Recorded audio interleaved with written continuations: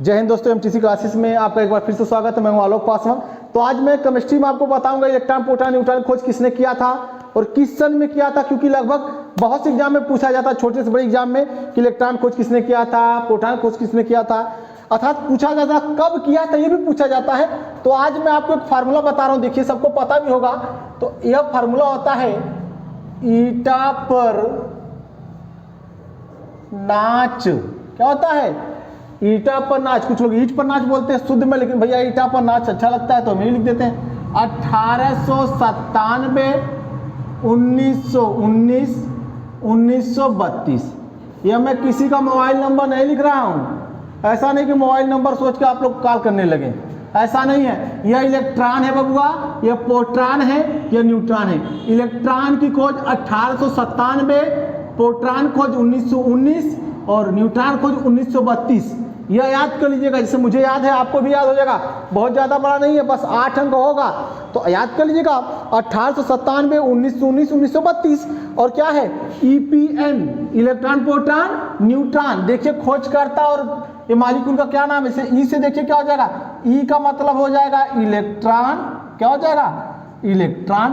पीछे खोजकर्ता का नाम है, इनका नाम है टॉमसन। क्या नाम है? टॉमसन। पूरा नाम कहीं कहीं आपको जे टॉमसन या थॉमसन दिया रहता है, अंग्रेजी में भी लिखा रहता है तो थॉमसन, जे टॉमसन। अब देखो दूसरा, प से प्रोटॉन होता है कण। कौन सा कण हो गया? प्रोटॉन। अब इनका क्या नाम पीछे आप लोग जानते हैं, तो रदरफोर्ड। क्या नाम है? रदरफोर्ड। लेकिन कहीं कहीं आपको गोल्डस्टीन दिया रहता है। गोल्डस्टीन ने देखा था सबसे पहले, इसलिए गोल्डस्टीन अगर आपको ऑप्शन में आए तो वो भी मार दीजिएगा, क्योंकि गोल्डस्टीन भी आपका आएगा। अगर रदरफोर्ड नहीं आएगा तो गोल्डस्टीन आएगा। अब तीसरा देखिए क्या हो जाता बाबू, तीसरा न से हो जाता है न्यूट्रॉन। तीसरा क्या हो जाता है? न्यूट्रॉन। न्यूट्रॉन की खोज चैडविक ने किया था। किसने किया था? चैडविक। इनका पूरा नाम दिया जाता है जेम्स चैडविक। क्या नाम? James Chadwick. अब देखिए 3 मौलिक कण है। ई से इलेक्ट्रॉन, ई से इलेक्ट्रॉन हो गया। देखो क्या यहाँ पे, ई से इलेक्ट्रॉन, ट से टॉमसन, प से प्रोटॉन, र से रदरफोर्ड, न से न्यूट्रॉन, च से चैडविक। अब देखो पहले मैं सीरियस इसलिए लिखा हूं, electron proton neutron, electron proton neutron. 1897, 1919, 1932। ऐसे याद कर लीजिएगा, कन्फर्म आप जिंदगी में कभी नहीं भूलेंगे इलेक्ट्रॉन प्रोटॉन न्यूट्रॉन खोज और किस सन में हुई थी। हाँ, यह आपसे पूछ दिया जाता है कभी काल। अस्थाई मूलकण, परमाणु के मूलकण पूछ दिया जाता है। अस्थाई मूलकण यानी मूलकण आपके पहले ध्यान दीजिएगा 2 प्रकार के होते हैं। मूलकण कितने प्रकार के? 2। एक आपका अस्थाई और एक होता है अस्थाई मूलकण। क्या होता है? अस्थाई मूलकण।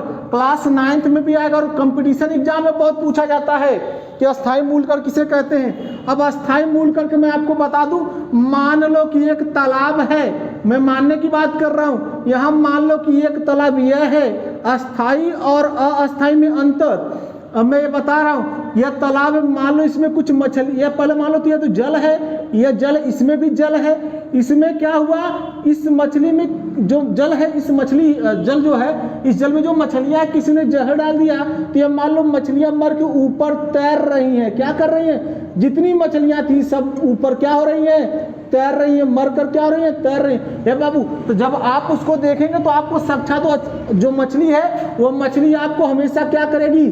दिखाई देगी कि नहीं? वो दिखाई देगी आपको। मछली हमेशा आपको क्या करेगी? दिखाई देगी। और जिस मछली में जहर नहीं पड़ा है, यानी जिस तालाब में जहर नहीं पड़ा है, मछली कह दिया, जिस तालाब में जहर नहीं पड़ा है, तो वह मछली आपको ऊपर तो आएंगी, लेकिन जब आपको देखेंगे डर के क्या करेंगी?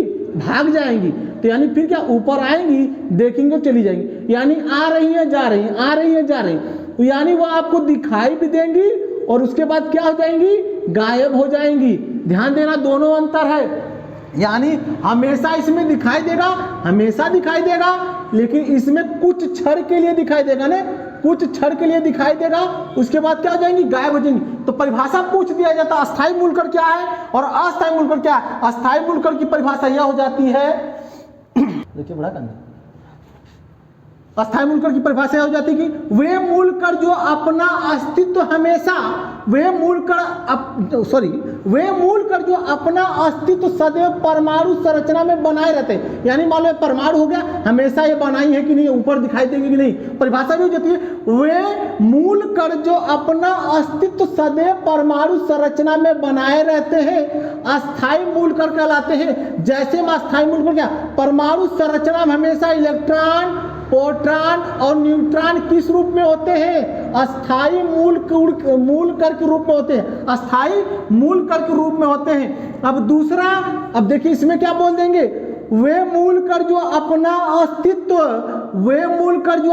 अस्तित्व परमाणु संरचना में कुछ क्षण के लिए बनाए रहते। यानी ये मछली तो कुछ क्षण के लिए हमको ऊपर आई, दिखाई दी, लेकिन गायब हो गई, उसको हम क्या बोलेंगे, अस्थायी मूल कण। परिभाषा क्या जाती है, वे मूल कण जो अपना अस्तित्व परमाणु संरचना में कुछ क्षण के लिए बनाए रहते हैं, क्या कहलाते हैं, अस्थायी मूल कण कहलाते हैं। जैसे मैं आपको पॉजिट्रॉन हो गया, लिख दे रहा हूं, positron, mason, neutrino, anti neutrino इत्यादि लगा देना इसमें। बस इतना जान जाना कि अस्थायी मूल कण में कौन, इलेक्ट्रॉन, प्रोटॉन, न्यूट्रॉन, ईपीएन, जैसे आप लिखो ईपीएन। तो दोस्तों अगर हमारा वीडियो अच्छा लगा हो प्लीज चैनल सब्सक्राइब करिएगा। जय हिंद।